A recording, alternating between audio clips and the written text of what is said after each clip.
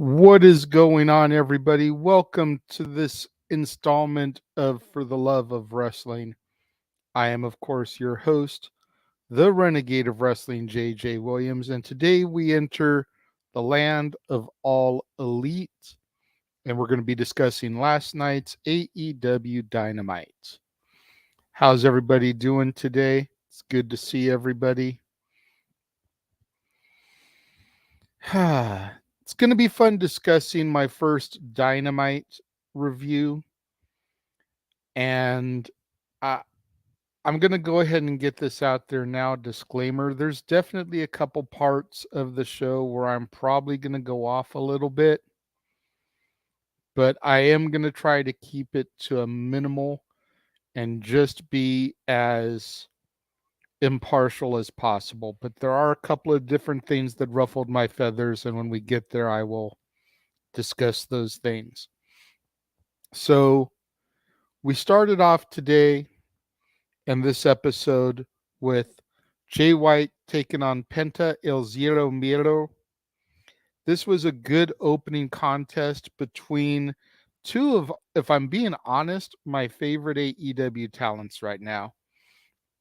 I heard so much about Switchblade Jay White before he debuted in Dynamite, before he debuted in AEW, and all the hype is just living up each and every week. Watching him, he's one of my favorite characters and performers to watch on a consistent basis. And Penta, I was having a conversation, I want to say it was on Simply Predicting not that long ago with my good buddy Noah Foster. And if the Lucha Brothers had to break up, I could see Penta being the single star.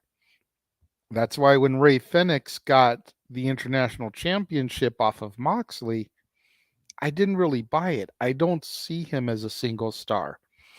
I see him as that guy that needs his tag team partner.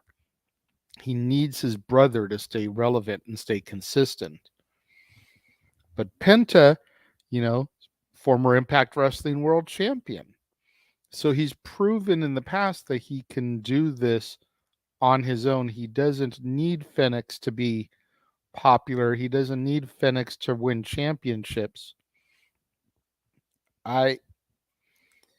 Again, both these guys just great competitors. I enjoy watching them both. This had lots of back and forth action going here. Few close call pinfall attempts, but at the end of the day, Switchblade Jay White did have Bullet Club Gold with him as at ringside. Austin and Colton, the Guns, and Rock Hard Juice Robinson. So he was able to steal the victory over Penta. Post-match, Jay White gets on the microphone, begins to cut a promo towards MJF concerning their upcoming match at Full Gear.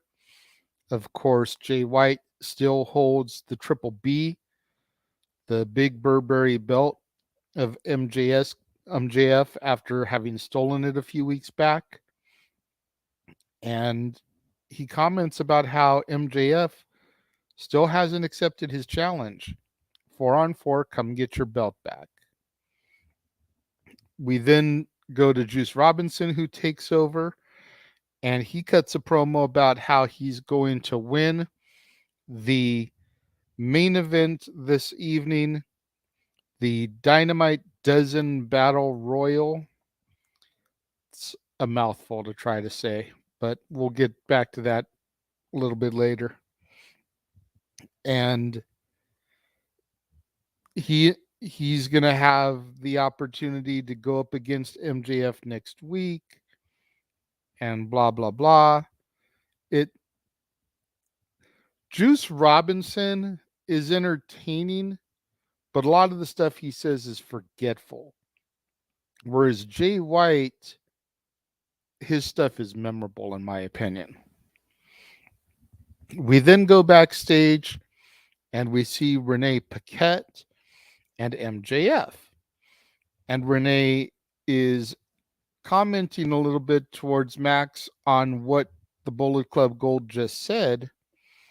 And Max says that he could have been like every other good guy in history and ran down to the ring, tried to start a fight with Bullet Club Gold, but the numbers are in their advantage. He says he's smarter than that. And besides, he's not a good guy, he's a scumbag. He says that he'll be on commentary during the main event match and that he will get his belt back before Full Gear. We then have the acclaimed Platinum Max caster Anthony Bowens and Daddy Ass come into the frame. And once again, much like last week, Platinum Max kind of offering his services and the acclaimed services to MJF. Jay White had issued the challenge for a 4-on-4 match. You've got Platinum Max, Anthony Bowens, Daddy Ass, MJF. There's your 4. And especially when you factor in the Acclaim's history with the Gun Club, as it was the Guns that took the AEW tag titles off of the Acclaimed. And MJF is just kind of like being dismissive of him. Specifically Platinum Max. And Platinum Max makes a joke that, once he wins the Battle Royal, MJF is going to have to put a ring on his hand. Anthony Bowens is telling him after MJF walks away that you're like, yo, bro, you gotta slow down. You can't be going that fast. And Daddy Ass comments about how MJF truly is a scumbag. And Platinum Max says, yeah, but he's my scumbag. I'm not really sure where they're trying to go with this. Are they trying to start some kind of homosexual angle between Platinum Max and MJF? It's definitely interesting. We're going to have to see where this develops. Excuse me a second.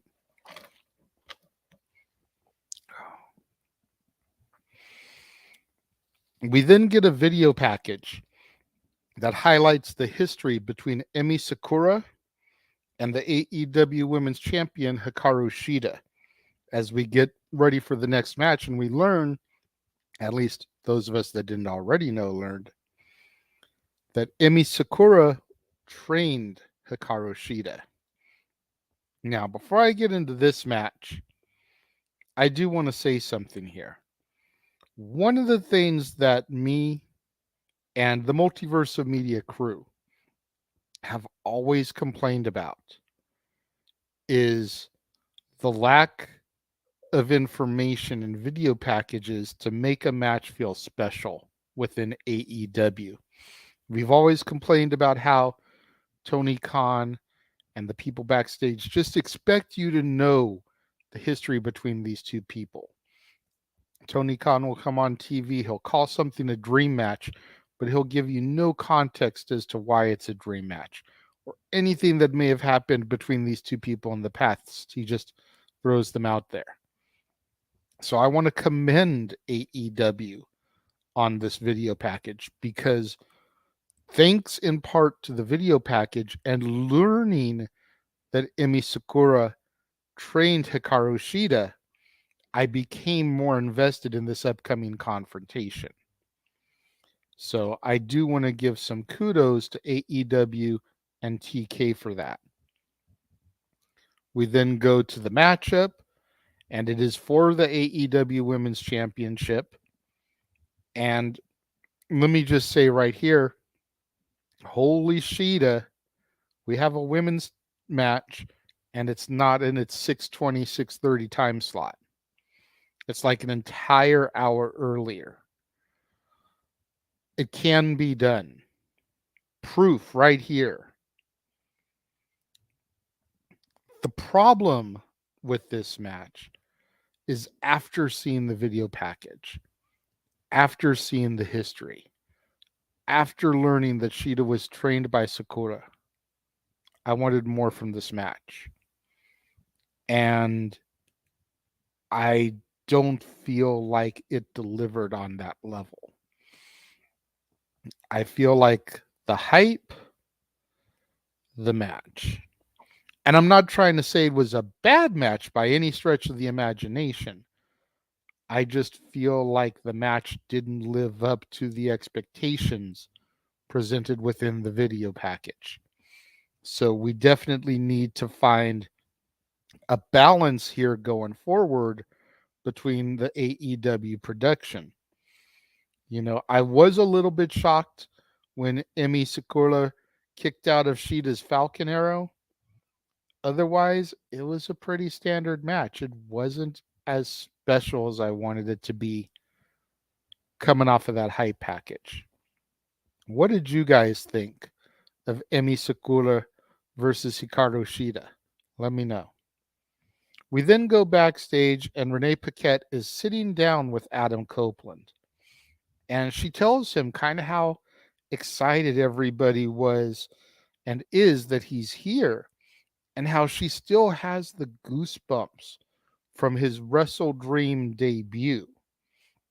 However, she points out that some things haven't exactly gone the way that Adam wanted them to. And Adam agrees. And he just goes off on this monologue about how all he wanted was to come back, hook up with his buddy Jay, Christian Cage, and have one final run together before they both ride off in the sunset and retire.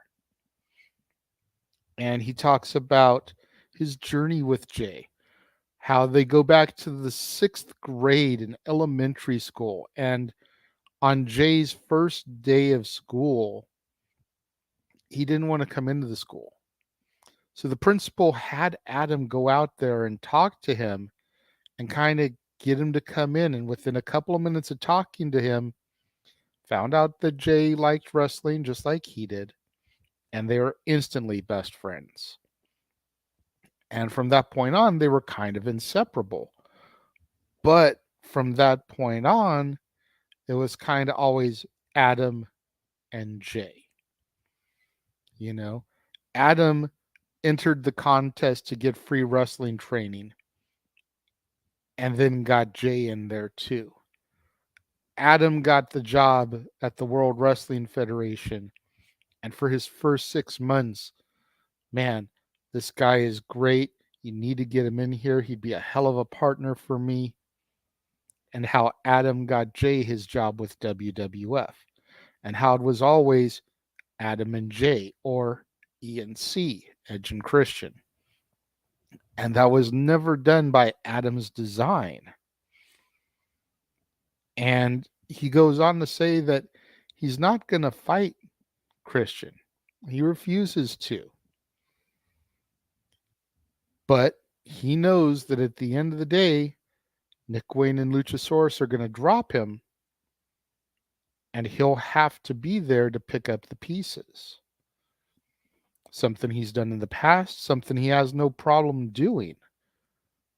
But he'll have to pick up those pieces. And I find it interesting here because what this is giving me vibe-wise is it's very much reminding me of Ray and Dom or Taker Kane. More recently Ray and Dom, but you want to go back to the brothers thing, fictional brothers, it's Taker and Kane, because from Kane's debut all the way up until Mania, Taker was saying, I'm not going to fight my brother. I'm not going to fight my brother. I'm not going to do it. I'm not going to do it. And finally, Kane pushed him to the point where Taker went to his parents' graves and told them that he had to do this and he's sorry for breaking this promise. And something's telling me that that's where they're going to go with this. I don't know if they're going to go as far as to have Adam go to somebody's grave, but I think this is going to be one of those situations where he's going to keep trying not to fight, keep trying not to fight, keep trying not to fight, and eventually Christian is going to push him to the point where he has to. The real question is, how long are they going to be able to string us along with this? Because this isn't 1997, 1998 storytelling.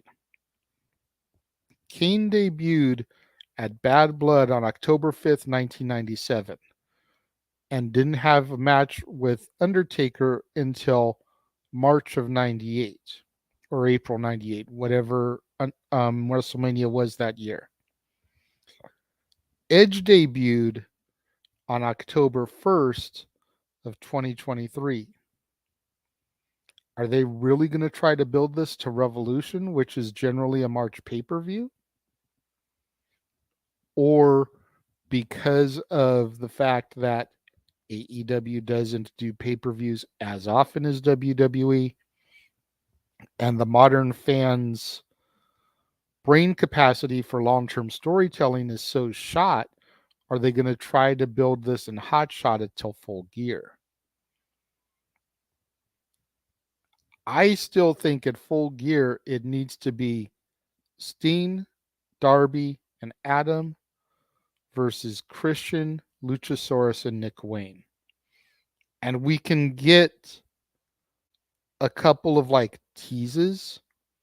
We can get a couple of standoff moments where Christian and Adam are in the ring at the same time, and Adam just refuses to do it. So he either allows Christian to beat him down, or Adam turns around and tags out to Darby or Steen. But I feel like we need to have that 6-man match at Full Gear if we're going to try to keep this going until Winter is Coming, whatever the rumored December pay-per-view is going to be, or even next year. We have to have that 6-man, I think. What do you guys think? We then get a match between, if you can even call it a match, between Wardlow and Ryan Nemeth. And I remember a friend of mine who told me a few years back that one of the reasons that he really loves AEW is because they don't do squash matches. The bell rang, Wardlow powerbombed Ryan Nemeth, referee stopped the match. The match was over.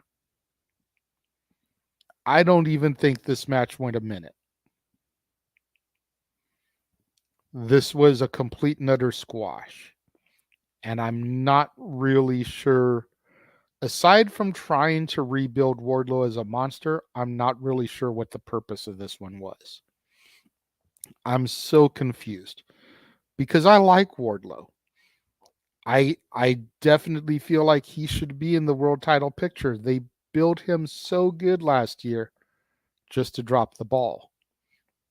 Tony Schiavone gets in the ring and he tries to interview Wardlow. You know, hey, you've been gone for a while. What brings you back? Why are you here? And he just kind of holds up his fist that's got wrist tape on it with the letters MJF, showing that the reason he's here is to beat the crap out of the man that he used to work for, which makes perfect sense because when Wardlow splintered off from MJF last year, he just decimated Max. It was it was almost a full year ago at this point, maybe a little over a year ago, but he just destroyed Max and splintered off from him, and now Max is the world champion, and Wardlow's been forgotten about. And it's like, dude, if anybody can destroy the champ, it's got to be the guy that destroyed him in the breakup. It's got to be Wardlow, right? I mean, like, what else makes sense at this point? We then go backstage once again with Renee Paquette, who interviews Kenny Omega. Kenny is talking briefly about his upcoming match with Kyle Fletcher, and then MJF enters the frame. And here's a little bit of that teeter of the seesaw back to heel scumbag MJF as opposed to good guy scumbag MJF. And he talks about how he's always admired Kenny, the measuring stick of the company, so to speak, and he wants to just shake his hand. So Max extends his hand. Kenny surprisingly, hesitantly accepts, and they shake. And Max pulls Kenny in and says, 13 days, bitch, before he walks off. Now, 13 days would be a Tuesday, so it's not a Dynamite or anything, unless Tony decides he wants to go to war with NXT again. And after what happened last time, might want to think about that before he decides to do that again. So it's not a Dynamite. It's Halloween night, as a matter of fact. So I did a little bit of research, and I think it was a slight botch on AEW's behalf because, according to my notes, as of last night, MJF was at 330 days as AEW World Champion. Kenny Omega is the record holder at 346 days. So Max wouldn't eclipse him in 13 days. He'd eclipse him in 17 days. Unless the numbers that I used weren't 100% accurate, and I'm willing to account for a flub here or there. But if my calculations are correct, there was a slight botch in that 17 days and Max will pass Kenny Omega's record. You got to figure Max isn't going to lose the belt until Full Gear at the soonest, which at this point is an entire month away. A month away from yesterday, if we're being honest, because it'll be November 18th, and yesterday was October 18th. So you got to figure that Max is going to at least one up Kenny by at least 15 days or so. But again, we'll get there when we get there. We then see an Adam Cole Roderick Strong video package. And first, Roddy asks Cole for some coffee. Adam Cole brings him a coffee, and he spits it out and starts complaining because the coffee is hot, not iced. Then Roddy starts talking about how, you remember back in Ring of Honor, you made these awesome peanut butter jelly sandwiches. Do you still do that? Can you still do that? And Cole's like, yeah, I still do that. And Roddy's like, can you please make me one? So Adam Cole goes, makes him a PB&J sandwich, brings it back to him. Roddy takes a bite, spits it out. It still has the crust on it. Adam, you know I don't like crusts. What are you doing to me? And at this point, Adam Cole snaps. He's like, look, I haven't talked to my best friend MJF in weeks, going on months. I've been here trying to help you and your neck recovery. I needed surgery a long time ago. I'm putting my own self and needs on hold for the betterment of you, and you're not appreciating me. It's like, I'm out. We then go back to the ring, and the Don Callis family is in the ring, being interviewed by Tony Schiavone. We saw the image of Powerhouse Hobbs in the graphic depicting the Last Supper that Don Callis has been doing. So we now know that Hobbs is an official member of the Don Callis family. And we let Hobbs do the talking first. And they pretty much reference him as Will Hobbs throughout the entire promo here. I don't know if they're dropping the Powerhouse gimmick and just trying to get a little bit more grassroots, a little bit more to being who he really is. But Hobbs talks about attending a wrestling show with his grandma his Big Mama, back in February of 1998. And her getting tickets to meet his hero, Chris Jericho. And just the way that Jericho came out, saw them, insulted his grandma, and then told him to sit down and shut up. And ever since that day, Hobbs has been festering this grudge and told himself that if I ever get eye to eye with you, I'm just going to destroy you and make you pay for that. And that's what he did last week during the Tuesday Night War episode. In the way that he just demolished Jericho. It's spine buster after spine buster after spine buster. Don Callis then gets on the microphone and he talks about how Hobbs has a new family now. The Don Callis family. Konosuke Takeshita, Sammy Guevara, Will Ospreay, and now Powerhouse Hobbs. And note, only Takeshita, Callis, and Hobbs were here for this. Ospreay, back overseas, I'm assuming, and Guevara is still out on injury. Callis begins to discuss how his family is undefeated for the last few months, with one match exception. A couple weeks ago, when they had to accept a scab as a member of their team, Kyle Fletcher. And at this point, Fletcher comes out. He's pissed. And he gets right up in Callis's face, and Hobbs gets in the middle of them. And they're just like eye to eye, nose to nose. Excuse me. And Callis is like, hold on, to Hobbs. It's like, I want to hear what he has to say. Because in Callis's mind, anybody that had the balls and the moxie to storm the ring like that, somebody that's got his attention. So Fletcher starts talking and he's like, you calling me a scab?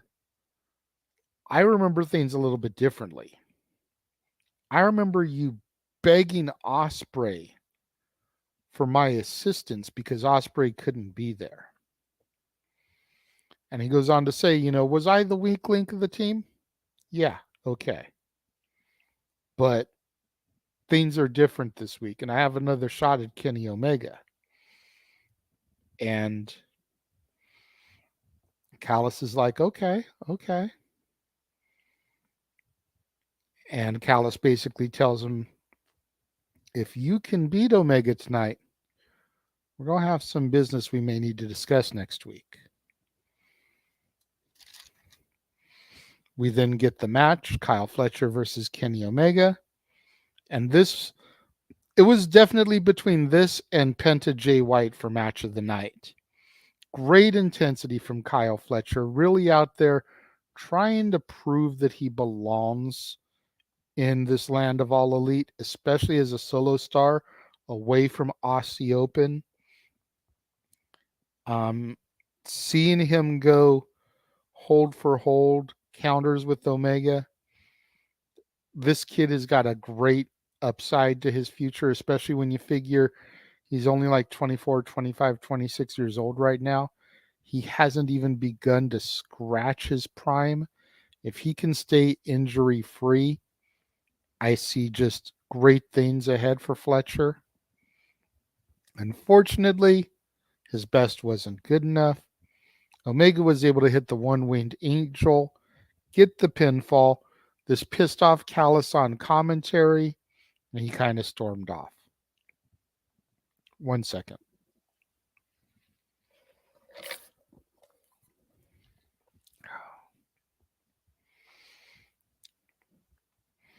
We then had another match, if you can call it that. Lance Archer versus Barrett Brown.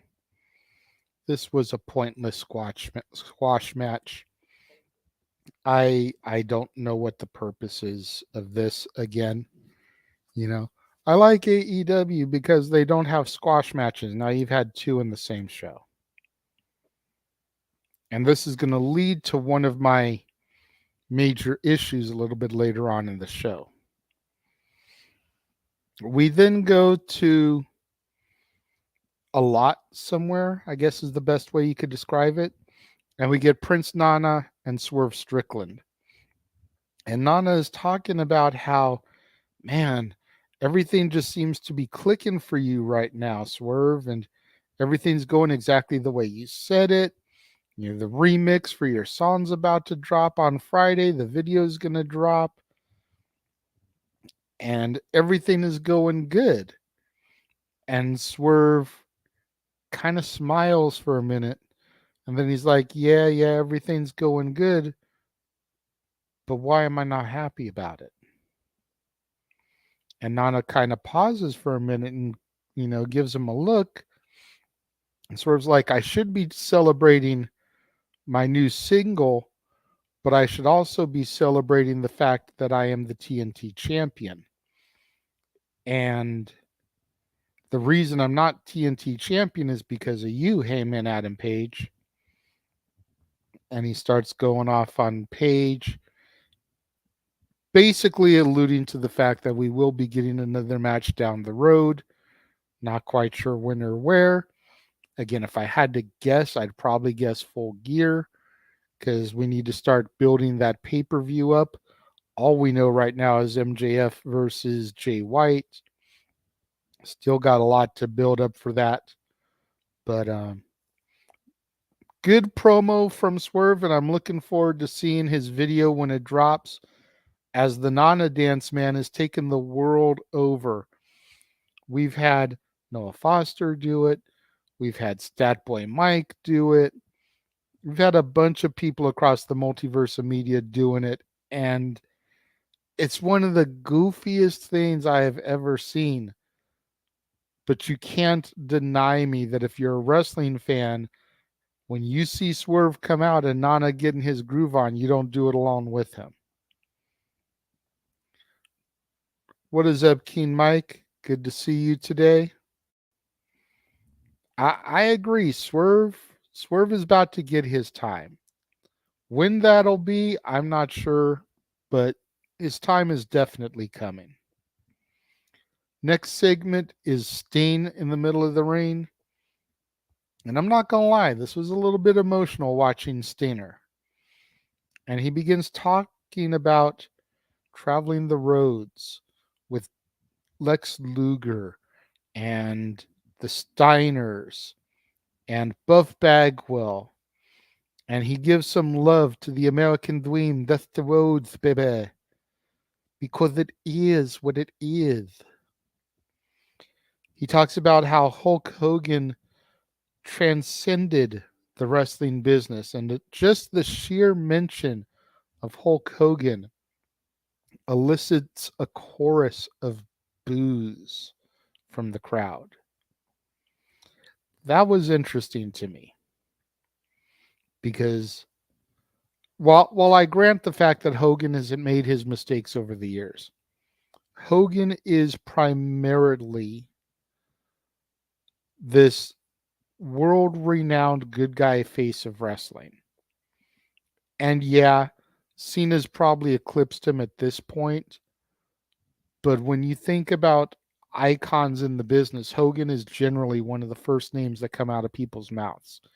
And especially when you start talking about casual wrestling fans or people that have little to no knowledge about wrestling, Hulk Hogan's one of the first names that come out of their mouths. He gives some praise to Ric Flair. And then he talks about why legends hold on, because he always kind of wondered. And he says it's like the smell of the arenas. It's the camaraderie with the boys. And it is us, the fans, the roar of the crowd that keep the legends going, to the point where, kind of like Undertaker talked about in that documentary, they end up chasing the dragon. You're looking for that perfect way out, and there's never going to be a perfect way out. Sometimes you just got to settle for what's good enough.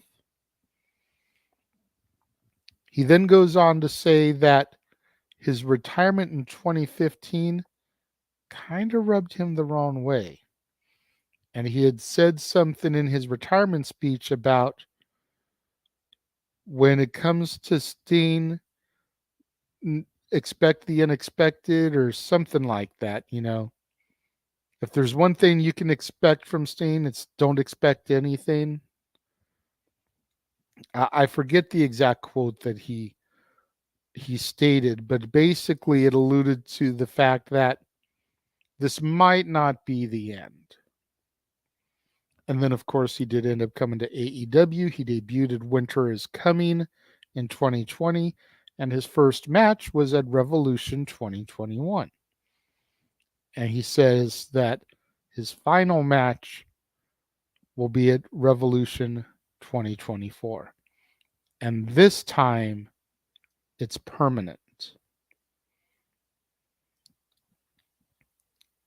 And again, this was kind of emotional to watch as a fan because even before I became a fan, I knew who Sting was.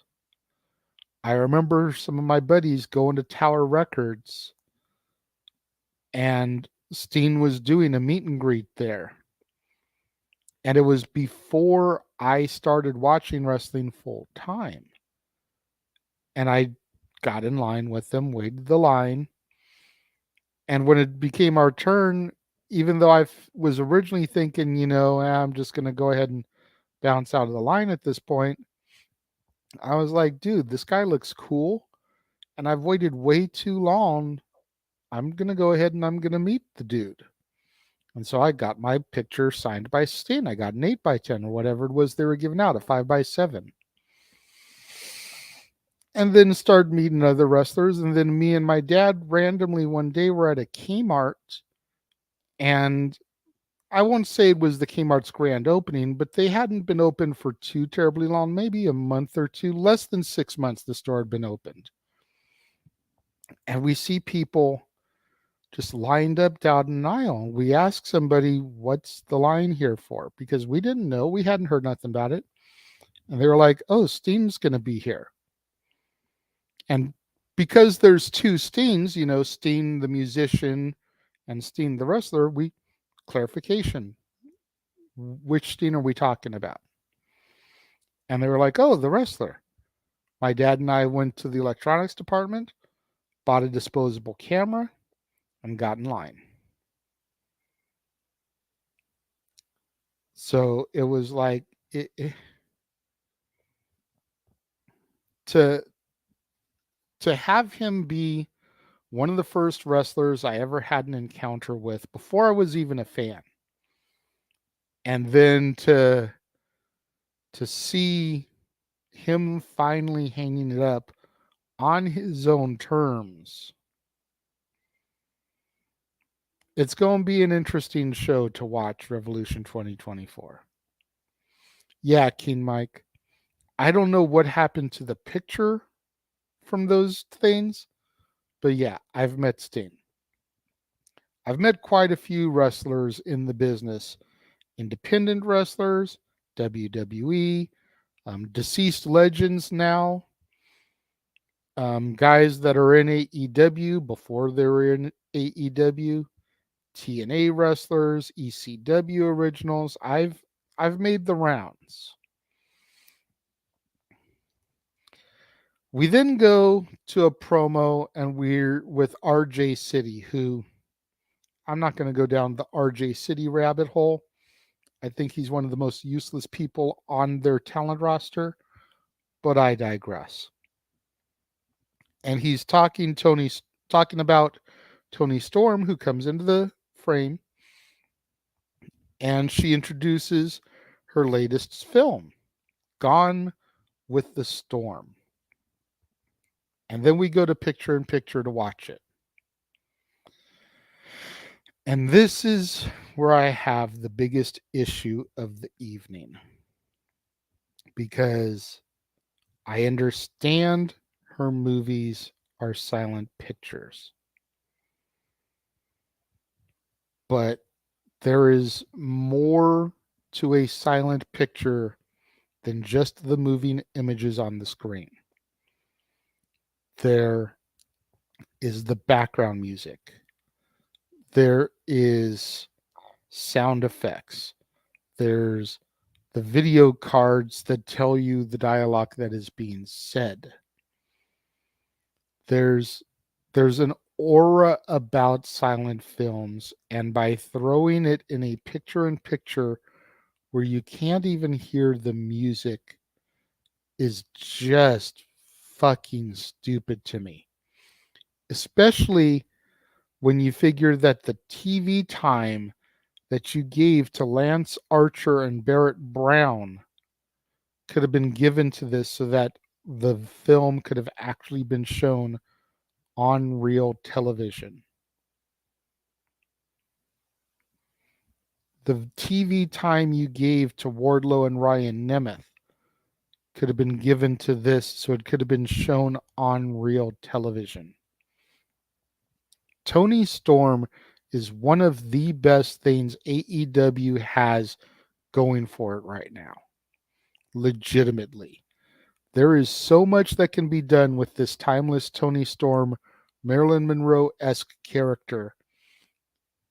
And for every 3 steps forward that they're taking with her presentation of it on screen, with the merchandise they're doing with it, they're taking 10 steps back by stifling the creativity in these movies. These movies are helping to set the bar for her character. And I thank God that somebody at the freaking AEW social media team is smart enough to put these movies onto their social medias, onto Twitter, onto YouTube, because that's how I have to watch them at this point. And it's just it's complete and utter bullshit. There's so much good in this character. Don't say that to me, Mike. I have so much faith in this Tony Storm character, bro. Like, she should be the leader of the division. She should be. With this gimmick, the Tony Storm that held the belt 2 times already, no. Timeless Tony Storm should be the measuring stick of the division. You've just got that arrogance about her in this starlet gimmick that really can help, people have to step up to get even a minute of her time. She can be portrayed with this whole I'm too busy to be bothered with you. And it's just Tony is so much better than what they're doing with her video packages. We then go to a sit down interview with Jim Ross talking to Nick Wayne and his mom. And she gives the whole I don't even know who you are anymore speech, the whole why Christian, you know. Nick Khan says that Christian is a better father than his dad ever was. He when he's asked about why he turned on Darby after Darby's been a friend to him for so many years, he says it's because it's always about Darby.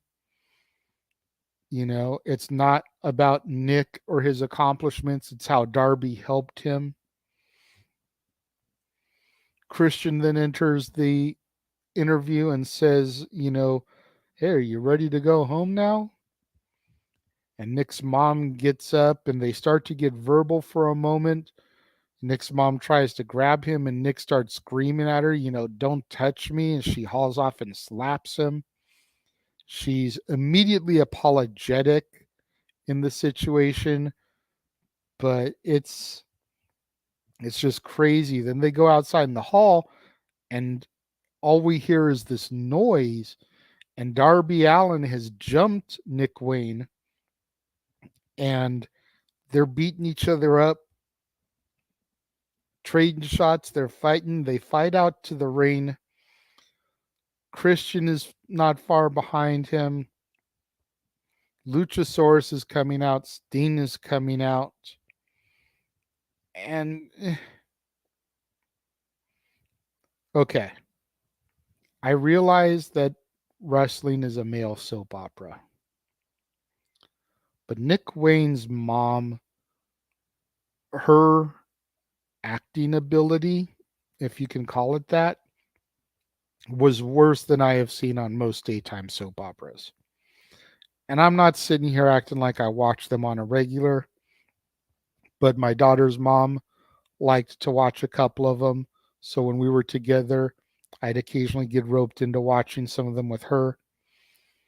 I know Jeff still watches one kind of as a tribute to his late grandma, because she got him into one and he kind of stays into it. So there have been times when I've seen the one that he watches. My mom, of course, watched soap operas, so there have been times I've watched them with her. And then there's the nighttime soap operas from when I was coming up. You figure Beverly Hills 90210 is basically a nighttime soap opera. But the writing and the acting in this skit was just so bad. I can see that AEW is trying. I really can. And I'll get into this a little bit more in depth at the end here, but I can see they're trying. They just have a long ways to go to get to the level they need to be at here. We then get another segment backstage with Renee Paquette. She's with Hook, Orange Cassidy, the Best Friends, and Chris Statlander. And they're all talking about their upcoming title matches this Saturday at Battle of the Belts. And Statlander is going to be defending her title against Willow Nightingale. Orange Cassidy is going to defend his title against either John Silver, Kip Sabian, or Brother Zay. We'll find out the challenger out of those three men on Rampage this coming week, which don't forget, I'm not going to do a Rampage review on Saturday. I'm going to hold off and do Rampage, SmackDown, and Collision all on Monday next week. That's going to be the regular thing, Monday through Thursdays. So this was a fun promo because you really could see the chemistry between all the individuals here. And the banter, the way they played off each other. Orange Cassidy and his nonchalant promos are just hilarious to me. You can see him struggling to come in with the words for stuff, and other people throwing the line to him so that he can continue on with what he's trying to say. Main event for the night, the Dynamite Dozen Battle Royal. Winner gets a shot at MJF next week to see if they can take the reign from him, the Dynamite Diamond reign that he has had ever since 2019. We had Dustin Rhodes, Matt Hardy, Jeff Hardy, Matt Sydal, Johnny TV, Juice Robinson, Platinum Max Caster, Jake Hager, Trent Beretta, Daniel Garcia, Daddy Magic Matt Menard, and Commander were all in the match with MJF on commentary. Now, I'm not going to go through particular spots here, but what I will do is I will name off the order people got eliminated and who eliminated them, just to try to go through this pretty quickly. Johnny TV was the first one out, eliminated by Matt Hardy and Dustin Rhodes. Matt Hardy was then eliminated by Jake Hager. Commander eliminated by Daniel Garcia and Daddy Magic Matt Menard. Jake Hager was eliminated by Trent Beretta. Trent Beretta was in turn eliminated by Matt Menard. Jeff Hardy was eliminated by Daniel Garcia. Matt Menard was eliminated by Dustin Rhodes. Dustin Rhodes was then eliminated by Daniel Garcia. Garcia was eliminated by Platinum Max Caster, leaving it down to just Max Caster and Rock Hard Juice Robinson. Juice got the victory, and at some point, Matt Sydal was eliminated during the picture-in-picture commercial. We didn't get a recap of it. The announcers didn't mention it. There was no highlight shown during the break showing us how he got eliminated or by who. So it is what it is. Yeah, I agree with you on this one, Daniel. We definitely knew that it was going to be Juice. The only other option was Platinum Max because of the backstage promo that there was earlier in the evening. But for Max to defeat Juice, it just wasn't going to happen without some kind of shenanigans and collusion. And at the end of the day, Bullet Club Gold was going to have the numbers anyways. So overall, it was a decent episode of Dynamite. Going back to what I was saying a few moments ago. Excuse me. After being demolished and decapitated by WWE NXT a week ago during the Tuesday Night Wars, you could definitely see a tonal shift in Dynamite this week as the Hikaru Shida, Emi Sakura video package really kind of helped step their game up. You could see some of the storylines being a little bit more developed, how they were trying to develop, stories and define characters a little bit more.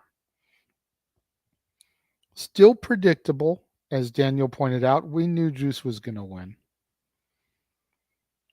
But I definitely feel like they probably had a come to Jesus meeting last week, probably at Collision. It was like, okay, we got murdered.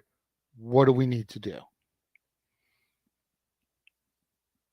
And again, they've got a long way to go before they get anywhere near scratching the ass of WWE level. But I did notice a slight tonal shift on this episode of Dynamite. I hope they keep going because, like I said, one of their biggest issues is they assume that we know who everybody on their TV is and why these matches that they're having are important and or special. If not for that video package about Hikaru Shida and Emi Sakura, I would not have known that Emi trained Shida, and it would have just looked like a random women's match to me. That key ingredient of information helped hype me for this match. And then again, as I said earlier when I discussed that match, I don't feel the match lived up to the hype they put around it, but that's something that they need to work on. If you're going to hype a match this high, you can't have it delivered down here.